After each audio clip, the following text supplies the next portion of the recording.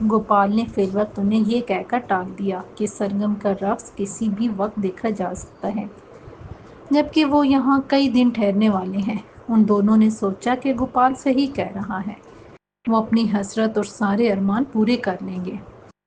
شکار آخر کہاں جائے گا؟ اس وقت ہم دونوں کو سخت گرمی لگ رہی ہے، کیونکہ اس کڑی دھوپ میں ہم دونوں بہت دور سے آ رہے ہیں۔ تمہارے اس خوبصورت تالاب میں 2-4 ڈبکیاں ہمیں تازہ دم کر دیں گی۔ ہمارے میزبان بھی ساتھ تیرنے کی تیاری کر لیں۔ گوپال نے اس بات کا جواب نہیں دیا تو بھوپت نے کہا، گوپال، ہمیں 2 نکریں درکار ہیں، وہ دوسرے کمرے میں ہیں۔ اس نے سامنے کمرے کی طرف اشارہ کیا۔ ٹھیک ہے، ہم دونوں لباس تبدیل کر کے آتے ہیں۔ چلو وشواناتھ۔ اس دوران صاحب خانہ کو اپنی پتنی سے صلح کرنے کا ٹائم مل جائے گا۔ پھر دونوں نے سامنے والے کمرے میں جا کر دروازہ بند کر لیا۔ گوپال، سرگم نے کچھ کہنے کے لیے منہ کھولا۔ گوپال نے اس کی بات کاٹ کر کہا، باہر چل کر بات کرتے ہیں۔ پھر وہ دونوں قریب پڑی کرسیوں پر بیٹھ گئے۔ اس دوران تالاب میں پانی کی سطح کچھ اور کم ہو گئی تھی۔ سرگم، ایشور جانتا ہے کہ میں خود کو بالکل محفوظ تصور کرتا تھا۔ یہی وجہ ہے کہ میں نے اپنی جان پر کھیل کر تمہاری آبرو اور جان بچائی، تو تم نے مجھ سے شادی کر لی، ورنہ میں تمہیں کبھی بھی اس الجھن میں نہیں پھنساتا۔ اب ایک ہی صورت باقی رہ گئی ہے، میں تو یہاں رہنے پر مجبور ہوں، تم میری گاڑی لے کر چلے جاؤ کہیں بھی، مجھ سے طلاق لے کر صدا کے لیے مجھے بھول جاؤ، اس سے قبل کہ تم میرے مستقبل کے بارے میں کوئی فیصلہ کرو۔ کم از کم مجھے تمہاری پوری حقیقت سے آگاہ تو کر دیتے۔ سرگم نے سرد سے کہا، یہ کوئی خوشگوار کہانی نہیں ہے، میں نے بہت برے ماحول میں جنم لیا تھا اور لڑکپن سے ہی چھوٹے موٹے جرائم میں ملوث ہو گیا تھا۔ میں 20 برس کی عمر کو پہنچنے سے پہلے ہی جیل کی ہوا کھا چکا تھا۔ قید کے دوران مجھے جانے کیسے مطالعہ کا شوق پیدا ہو گیا اور یکے بعد دیگرے میں نے کئی مشہور تصانیف پڑھ ڈالی، لیکن جیسے میں نے آزاد فضا میں سانس لیا پھر سے جرائم کرنے لگا۔ اس کے بعد وہ واقعہ پیش آیا جس کا تذکرہ بوبت نے کیا ہے۔ اس نے صحیح کہا تھا کہ میں اوباش قسم کے لڑکوں کے ساتھ گاڑی میں گھوم رہا تھا۔ اس قتل میں میرا کوئی ہاتھ نہیں تھا، لیکن میرے بدنام ماضی کی وجہ سے مجھے 20 برس قید کی سزا سنائی گئی تھی۔ جیل میں دوبارہ پڑھنے کی طرف مائل ہو گیا، پھر رفتہ رفتہ اپنے ساتھیوں کی زندگی کے بارے میں افسانے اور کہانیاں لکھنے لگا، تو مجھے جیل کے کتب خانے میں نائب نگراں بنا کر پروفیسر کا خطاب عنایت کیا گیا۔ پھر ایک روز جیل کا دورہ کرنے والے ڈاکٹروں کے وفد کے ساتھ میں بڑی آسانی سے فرار ہو گیا۔ بس یوں سمجھو کہ قسمت نے میرا ساتھ دیا اور کسی کی نظروں میں آئے بغیر باہر نکل آیا۔ سرگم ساکت بیٹھی اسے ٹکٹکی باندھے دیکھ رہی تھی۔ پھر میں بنگلور آ گیا تاکہ سکون و اطمینان سے کہانیاں لکھ سکوں۔ بنگلور کا موسم، ماحول اور لوگ بڑے بااخلاق اور اچھے تھے۔ مجھے وہاں ایک کمرہ کرائے پر مل گیا اور میں نے بڑے سکون و اطمینان سے کہانیاں لکھنے لگا۔ میری کہانیاں مقبول ہونے لگی تھیں۔ مجھے شہرت کی کوئی خواہش نہیں تھی، اس لیے دانستہ پبلسٹی سے بچتا رہا اور لوگوں سے ملنے سے اعتراض کرتا رہا۔ میں جب تم سے ملا تو مجھے یقین تھا کہ وقت گزرنے کے ساتھ ساتھ میرے چہرے پر اتنی تبدیلی آ چکی کہ مجھے پہچاننا مشکل ہوگا۔ تم اپنی کزن کے کہنے پر ممبئی آ کر حسن کے مقابلے میں حصہ لیا تھا۔ اتفاق سے ان دنوں میں بھی کسی کام سے بمبئی آیا ہوا تھا اور آج میں بوبت کے رحم و کرم پر ہوں۔ میں جیل میں ڈال دیا جاؤں گا، پولیس کو صرف ایک ٹیلی فون کرنے کی دیر ہے۔ لیکن سرگم، تم مجبور نہیں ہو، تمہارے پیروں میں مجبوری کی بیڑیاں نہیں پڑی ہیں، اس لیے میں کہتا ہوں کہ تم مجھے میرے حال پر چھوڑ دو اور کہیں چلی جاؤ۔ تمہیں چھوڑ دوں؟ گوپال، تم مجھے کس قسم کی عورت سمجھتے ہو؟ سرگم اس کی آنکھوں میں جھانکتے ہوئے بولی، بھلا میں تمہیں چھوڑ کر جاؤں گی؟ تم اس کا تصور کر سکتے ہو؟ وہ کچھ دیر خاموش بیٹھا رہا، پھر اس نے تشکر آمیز نظروں سے اس کی طرف دیکھا۔ سرگم کی آنکھوں میں ایسے اعتماد اور محبت کی جھلک دکھائی دی۔ بہت بہت شکریہ میری جان، میری زندگی، میں تمہارا جتنا بھی شکریہ ادا کروں کم ہے۔ لیکن اب ہم کیا کریں گے؟ سرگم نے کہا، اگر تم نے یہاں قیام کیا تو مجھے خدشہ ہے کہ ضرور کوئی ناخوشگوار واقعہ پیش آئے گا۔ مجھے وشواناتھ سے خوف آ رہا ہے۔ سرگم، بہتر یہ ہے کہ تم پہلی فرصت میں پولیس سے رابطہ کرو۔ میرے پاس اچھا خاصا پیسہ ہے، میں قابل سے قابل وکیلوں کی خدمات حاصل کر سکتا ہوں۔ میرا خیال ہے کہ میں خود کو بے گناہ ثابت کر سکتا ہوں یا کم از کم حکم کی ہمدردیاں حاصل کر سکتا ہوں۔ نہیں، میں تمہیں ایسا کرنے نہیں دوں گی۔ اگر کسی وجہ سے ہم مقدمہ ہار گئے تو نہیں، میں پولیس کو ہرگز اجازت نہیں دے سکتی کہ وہ تمہیں مجھ سے چھین کر لے جائیں۔ میں یہ خطرہ مول نہیں لوں گی، بالکل بھی نہیں۔ اس دوران وشواناتھ اور بھوبت نکر پہنے باہر آئے۔ وشواناتھ تالاب کے پاس آ کر زور سے چیخا، اس میں اتنا کم پانی کیوں ہے؟ کیا تم لوگ اسے خالی رکھتے ہو؟ ہم اسے خالی کر رہے تھے، گوپال نے جواب دیا۔ اب جلدی سے اسے دوبارہ بھرو، تمہارے گھر معزز مہمان آئے ہوئے ہیں۔ اس کا لہجہ تہکمانا تھا۔ گوپال نے بحث تکرار کرنے کی بجائے آگے بڑھ کر پانی خارج کرنے والا نل بند کر کے دوسرا کھول دیا جس سے پانی آ رہا تھا۔ کیا بھوبت نے تمہیں میرے بارے میں نہیں بتایا کہ میں پیانو نواز ہوں؟ وشواناتھ نے سرگم کو ولہانہ نظروں سے دیکھتے ہوئے کہا، اب تم مجھے پیراکی اور غوطہ خوری کے بارے میں بتاؤ۔ تمہیں یقیناً غوطہ لگانے اور کلا بازی کھانے میں بڑی مہارت ہوگی۔ تم نے جو کانسی کا میڈل اولمپک میں حاصل کیا، اس کے بارے میں مجھے بھوبت بتا چکا ہے۔ پھر بولا، تالاب میں پانی کچھ اور بھرنے دو، پانی کافی ہے، میں لباس بدل کر آتی ہوں۔ سرگم اپنا سراپا سمیٹ کر اٹھ کھڑی ہوئی۔ وشواناتھ اسے مکان کے اندر جاتا ہوا دلچسپی سے دیکھتا رہا۔ کیا تم نے اپنی پتنی کو ہماری زندگی کے تاریک پہلو سے آگاہ کر دیا؟ بھوبت نے معنی خیز انداز سے مسکراتے ہوئے پوچھا۔ ہاں، میں نے اس سے کوئی بات نہیں چھپائی، گوپال نے سر ہلایا۔ پھر تو تم اس کی نظروں میں گر گئے ہوگے، بھوبت بولا۔ اس سے اس بات سے بڑی خوشی ہوئی کہ میں نے اسے اعتماد میں لے کر سب کچھ بتا دیا ہے۔ اس کی نظروں میں میری حقیقت اور بڑھ گئی۔ حیرت کی بات ہے؟ اس میں حیرت کی کوئی بات نہیں، وہ ایک روایتی عورت ہے۔ تم جانتے ہو کہ یہاں کی عورتیں اپنے پتی کو برائیوں سمیت قبول کر لیتی ہیں۔ تمہاری پتنی نے نہ صرف بہت حسین اور پرکشش ہے بلکہ لاکھوں میں ایک ہے۔ بھوبت تعریفی لہجے میں کہنے لگا، ایک بات سمجھ سے بالاتر ہے کہ اس قدر حسین عورت نے تم میں ایسی کیا خاص بات، خوبی اور انفرادیت محسوس کی؟ تم نہ تصوراتی محبوب کی طرح ہو اور نہ دولت مند۔ آخر تم کیا چاہتے ہو بھوبت؟ گوپال نے اسمارٹ لہجے میں پوچھا۔ اگر تم یہاں صرف روپوش رہنے کی غرض سے آئے ہو تو تمہارے قیام کی مدت کتنی ہوگی؟ ابھی کوئی فیصلہ نہیں کیا، دیکھا جائے گا، سوچا جائے گا۔ ہم کم از کم اتنی مدت ضرور رہیں گے کہ یہاں نئے لوگوں سے تعلقات قائم کر لیں۔ خیر، تمہاری بیوی سے آزاد میل جول، بے تکلفی اور تیرنے میں تم رکاوٹ ہرگز نہیں بنو گے۔ بھوبت معنی خیز لہجے میں بولا، بلیک میلنگ؟ گویا میں تمہارے رحم و کرم پر ہوں، تم میری مجبوری سے ناجائز فائدہ نہیں اٹھا سکتے۔ گوپال نے درست لہجے میں کہا، تم چاہتے ہو کہ یہ کمینہ میری پتنی کو کھلونا بنائے؟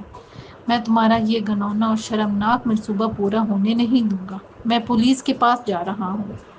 بھوبت نے ہاتھ بڑھا کر گوپال کی کلائی پکڑی، پھر اس کا ہاتھ مروڑ کر پیچھے کر دیا پیچھے اور بولا، وشواناتھ، اس کی مزاج پرسی کرنا یہ حد سے زیادہ بڑھ رہا ہے۔ وشواناتھ نے آگے بڑھ کر گوپال کی جبڑوں پر دو طوفانی گھونسے لگا دیے۔ وہ تکلیف سے دوہرا گیا۔ بھوبت نے اپنی گرفت ڈھیلی کی تو وہ دھڑام سے فرش پر آ رہا۔ گوپال! سرگم لپک کر اپنے شوہر کے پاس پہنچی، پھر وشواناتھ کی طرف دیکھ کر تیز لہجے میں بولی، تم نے اچھا نہیں کیا شریمتی جی، یہ صرف ایک چھوٹا سا سبق تھا، وشواناتھ نے کہا۔ حیرت ہے، یہ اتنی جلدی ناک آؤٹ ہو گیا۔ آپ چنتا نہ کریں، یہ بہت جلد ہوش میں آ جائے گا۔ تمہارا نادان پتی بار بار پولیس کا ذکر چھیڑ رہا تھا، بھوبت بولا۔ اسے ہوش آ جائے تو سمجھا دینا کہ اگر یہ اپنی ضد اور ہٹ درمی سے باز نہ آیا تو اس سے بھی زیادہ تکلیف ممکن ہے تمہیں اٹھانی پڑے، اور یہ ہم نہیں چاہتے۔ اور یقین کرو کہ مجھے تم جیسی حسینہ کو تکلیف پہنچاتے ہوئے یہ بے حد تکلیف ہوگی۔ وشواناتھ نے مسکراتے ہوئے اپنے ہونٹوں پر زبان پھیری۔ پروفیسر کو چھوڑو، یہاں آؤ میرے قریب۔ غوطہ خوری کی تربیت کے بارے میں تمہارا کیا خیال ہے؟ اس کے بعد میں تمہیں ایک دلچسپ کھیل سکھاؤں گا۔ گوپال کا سانس اب بحال ہو گیا تھا، تاہم اب بھی اس پر بے ہوشی طاری تھی۔ سرگم جا کر ڈرائنگ بورڈ پر کھڑی ہو گئی۔ اس نے اپنا شاخ گل جیسا بدن ایک مخصوص زاویے تک موڑ کے ہوا میں کلا بازی کھائی اور تیراکی کی طرح پانی کی سطح سے ٹکراتی ہوئی تالاب کے اندر چلی گئی۔ تھوڑی دیر بعد وہ سطح پر آ گئی۔ دیکھا تم نے؟ اس نے وشوا ناتھ سے کہا۔ پورے 6 فٹ پانی ہے، اس میں آسانی سے غوطہ لگایا جا سکتا ہے، بس ذرا احتیاط اور ہوشیاری سے کام لینا ہوگا۔ تم مجھے بچہ نہ سمجھو، جو کام تم کر سکتی ہو وہ میں بھی کر سکتا ہوں۔ یہ کہہ کر وشوا ناتھ نے چھلانگ لگائی اور تیزی سے تیرتا ہوا سرگم کے قریب آ گیا۔ بوبت لال تم بھی آ جاؤ۔ اچھا، میرا خیال ہے کہ پروفیسر کی بے ہوشی ختم ہونے میں بہت وقت ہے۔ یہ کہہ کر وہ بھی پانی میں اترا اور بچوں کی طرح اچھل کودنے لگا۔ اب میں تمہیں ایک اور کرتب دکھاتی ہوں۔ سرگم مچھلی کی طرح تیرتی ہوئی تالاب کی سیڑھی کے پاس چلی گئی۔ بہت خوب، تمہاری کیا بات ہے؟ وشوا ناتھ نے ہنس کر کہا۔ اب کون سا کرتب دکھاؤ گی؟ یہ سرگم جھکی، جلتی سے اوپر کے 2 نٹ نکال کر سیڑھی باہر کھینچ لی اور تالاب سے ہٹ کر بولی، اب تم لوگ مجھے یہ بتاؤ کہ اس سیڑھی کے بغیر تالاب سے باہر کیسے نکلا جا سکتا ہے؟ تمہارے پیر تالاب کے فرش پر ٹک سکتے ہیں اور نہ ہی ہاتھ اوپر پہنچ سکتے ہیں۔ ارے اس نے سیڑھی نکالی، بوبت نے گھبرا کر کہا۔ وشوا ناتھ اب ہم باہر کیسے نکلیں گے؟ وہ صرف تفریح لے رہی ہے، دیکھو میں باہر نکل کر بتاتا ہوں۔ وشوا ناتھ تیر کے دیوار تک پہنچا اور اچھل کر تالاب کا کنارہ پکڑنے کی کوشش کی، مگر وہ صرف انگلیاں وہاں ٹکا سکا۔ اس کا پورا جسم پانی میں جھول رہا تھا۔ سرگم نے قریب پڑا ہتھوڑا اٹھایا اور اس کی انگلیوں پر ضرب لگا دی۔ وشوا ناتھ تکلیف سے بلبلا کے رہ گیا۔ بند کرو یہ مذاق، وہ چلایا، اگر میں باہر آ گیا تو تمہارا جو انجام ہوگا تم تصور بھی نہیں کر سکتی۔ واقعی؟ سرگم نے جھک کر اس کی آنکھوں میں جھانکتے ہوئے کہا۔ ٹھیک ہے، تم کوشش کر کے باہر آؤ تاکہ تمہاری حسرت اور ارمان پورے ہو سکیں۔ میں دیکھتی ہوں کہ تمہاری یہ خواہش کیسے پوری ہوتی ہے۔ پھر اس نے آگے بڑھ کر پانی کا نل بند کر دیا۔ میں تمہارا انتظار کر رہی ہوں، اگر تم باہر آ گئے تو میں تمہیں اپنا استاد مان لوں گی۔ وشوا ناتھ، بوبت کی آنکھیں دہشت سے پھیل رہی تھیں۔ میرا دم گھٹ رہا ہے، جلدی کوئی ترکیب کرو۔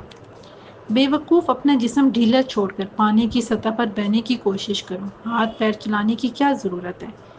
وشوا ناتھ یہ کہہ کر تیرتا ہوا تالاب کے دوسرے کنارے تک پہنچا اور 2-3 مرتبہ اچکنے کے بعد دوبارہ تالاب کا کنارہ پکڑنے میں کامیاب ہو گیا۔ ابھی وہ اپنے جسم اونچا کرنے کی کوشش کر ہی رہا تھا کہ سرگم ٹہلتی ہوئی وہاں پہنچ گئی۔ وشوا ناتھ، یہ دوسرا سبق۔ اس نے ایک بار پھر ہتھوڑے کی بھرپور ضرب اس کی انگلیوں پر ماری۔ وشوا ناتھ گالیاں بکتا، دھمکیاں دیتا ہوا پانی میں گر گیا، پھر ہمت کر کے دوسرے کنارے پر پہنچا جہاں سرگم اس کے استقبال کے لیے پہلے ہی اس کی منتظر تھی۔ وشوا ناتھ نے اوپر آنے کی کوشش کی تو اس نے جھک کر کہا، تم نے میرے پتی کو کافی تکلیف پہنچائی ہے اور اس کے علاوہ بھی نہ جانے کتنے لوگوں کو اذیت دی ہوگی، کتنوں کو ہلاک کیا ہوگا، کتنی لڑکیاں تمہاری درندگی کا نشانہ بنی ہوں گی، لیکن آج سے پہلے تمہیں کسی نے تکلیف نہیں دی ہوگی۔ کیوں وشوا ناتھ؟ میں ٹھیک کہہ رہی ہوں نا؟ یہ بدمعاشی اور شرارت تمہیں راس نہیں آئے گی۔ وشوا ناتھ وررایا۔ کسی وقت بھی کوئی شخص یہاں آ سکتا ہے۔ یہاں اجازت کے بغیر کوئی شخص اندر نہیں آ سکتا۔ ہم آبادی سے کٹے ہوئے ہیں۔ تم لوگ یہاں میری اور میرے پتی کی خوشیاں چھیننے اور وقت گزاری کے لیے رنگین سپنے لیے آئے تھے، لیکن اپنے ہی جال میں پھنس گئے۔ میں تم پر ترس کھانے کا کوئی ارادہ نہ رکھتی۔ وشوا ناتھ بہت سنجیدہ ہے اور اس سے کہیں خطرناک بھی۔ مسز گوپال، یقین کیجیے کہ ہم دونوں نے آپ کے ساتھ مذاق کیا تھا۔ بھگوان کے لیے ہمیں یہاں سے نکال دیجیے۔ میں وچن دیتا ہوں کہ ہم سیدھے اپنی راہ لیں گے اور کبھی بھی پروفیسر کو تنگ نہیں کریں گے۔ اس نے منافقت سے سرگم کو بے وقوف بنانے کی کوشش کی، جبکہ اندر ہی اندر پیچ و تاب کھا رہا تھا۔ تم کمینے! سرگم نے بڑی نفرت اور حقارت سے کہا۔ تمہاری نیت اور ارادے یہاں مستقل رہنے اور مجھے کٹ پتلی بنانے کے تھے۔ میں نے تمہاری دلی خواہش کے احترام میں فیصلہ کیا ہے کہ کیوں نہ تمہارا اسی تالاب میں مستقل ٹھکانہ بنا دیا جائے۔ بوبت، تم اس کنارے سے باہر نکلنے کی کوشش کرو، میں دوسرے کنارے پر جاتا ہوں۔ وشوا ناتھ نے کہا، یہ ڈائن ہم دونوں کو بیک وقت روک نہیں سکتی۔ اتنی جلدی ہمت نہ ہارو وشوا ناتھ، تمہیں کیا ہو گیا ہے؟ سرگم نے تنزن کہا۔ تم دونوں بہت دلیر قاتل ہو، تمہارے نزدیک دوسرے انسان کی کوئی حیثیت نہیں ہے، خصوصاً تم عورتوں کو کھلونے سے زیادہ اہمیت نہیں دیتے، لیکن یہ بات مت بھولو کہ تم تمام عورتیں ایک جیسی نہیں ہوتی ہیں۔ میں اپنے حق اور اپنی آبرو کی حفاظت کے لیے لڑنے والی عورت ہوں۔ سرگم ایک ہی سانس میں بہت کچھ کہہ گئی۔ تم یہ کیوں بھول رہی ہو کہ پولیس بھی پروفیسر کی تلاش میں سرگرم ہے؟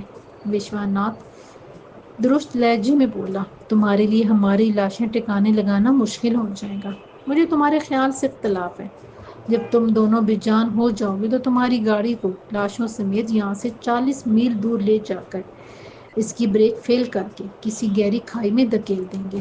محبت نے کہا تھا نا کہ اتنی لاشوں کو دنیا والوں کو پتہ نہ چل سکا، تو اسی طرح تمہاری لاشوں کا بھی کسی کو سراغ نہ مل سکے گا۔ اگر مل بھی گئی تو میرے پتی سے اس کا تعلق جوڑا نہ جا سکے گا۔ وشواناتھ اب مجھ سے مزید برداشت نہیں ہو رہا، بھگوان کے لیے جلدی سے کچھ کرو۔ کیا تم بھگوان سے واقف ہو؟ سرگم نے کہا۔ تمسخر سے پوچھا، یہ کون ہے اور کہاں رہتے ہیں؟ ایک ترکیب میری سمجھ میں آئی ہے، وشواناتھ نے کہا، میرا قد 6 فٹ ہے، تم میرے کندھے پر کھڑے ہو کر آسانی سے تالاب سے نکل سکتے ہو۔ یہ سن کر بھوبت کے چہرے پر امید کی لہر دوڑ گئی۔ وشواناتھ تم تالاب کے کنارے تھوڑی دیر کے لیے سانس روک کر بیٹھ جاؤ، میں تم پر سوار ہو جاؤں گا، پھر تم کھڑے ہو جانا، میں تمہیں باہر گھسیٹ لوں گا۔ بھوبت سوچ لو کہ تمہاری کھوپڑی کا کیا حشر ہوگا۔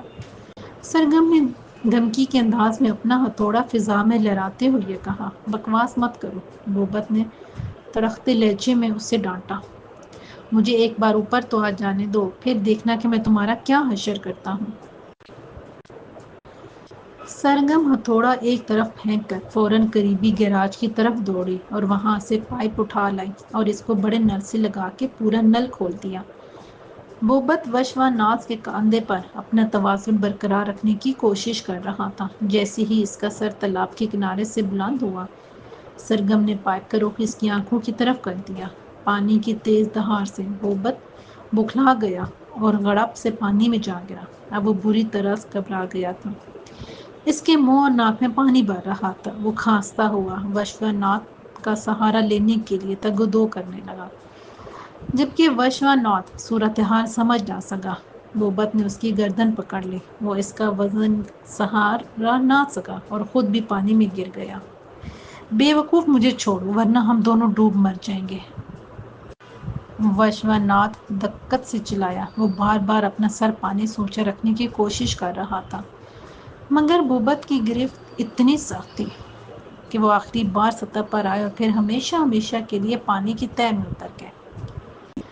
گوپال نے کراتے ہوئی آنکھیں کھولیں تو سرگم لپک کر اس کے پاس پہنچی۔ گوپال، وہ جذباتی ہو کر اس پر جھکی۔ گوپال پلکیں پٹپٹاتا رہا۔ اس نے مسکرانے کی کوشش کی، تم خیریت سے تو ہو نا سرگم؟ میں بالکل ٹھیک ہوں، تمہارا کیا حال ہے؟ اس نے لمحہ بھر توقف کر کے کہا، مجھے ابھی تک چکر آ رہے ہیں، مجھے سہارا دو۔ گوپال نے کھڑے ہونے کی کوشش کی اور سرگم کے سارے کھڑے ہونے کے بعد چاروں طرف نظریں دوڑائیں۔ تالاب کی سطح پر سکون تھا، چند ایک چھوٹے چھوٹے بلبلے بن کر اٹھ رہے تھے۔ وہ دونوں کہاں ہیں سرگم؟ گوپال نے ہراساں ہو کر پوچھا۔ اس نے اپنی پتنی کے چہرے پر ناتواں نگاہ ڈالی۔ انہوں نے تم پر تو تشدد نہیں کیا؟ نہیں۔ سرگم نے مضبوطی سے اس کا بازو تھام لیا۔ نہیں گوپال، میں نے اپنی آبرو پر آنچ آنے نہیں دی۔ پر وہ کہاں ہے؟ گوپال نے اسے تھامتے ہوئے پوچھا۔ ہم نے ان سے نجات حاصل کر لی ہے، میں نے انہیں کڑی سزا دی ہے۔ انہوں نے تیرنے کی خواہش کی تھی، اس وقت میرے دل نے مجھے اپنے منصوبے کی کامیابی کا یقین دلایا تھا۔ وہ ہمارے سورگ کو نرک بنانے آئے تھے، میں نے انہیں اس بات کی اجازت نہیں دی، تمہیں مجھ سے کوئی چھین نہیں سکتا۔ وہ گوپال کے سینے سے لگی سسکیاں بھرنے لگی۔ تھوڑی دیر بعد وہ دونوں لاشیں ٹھکانے لگانے میں مصروف تھے۔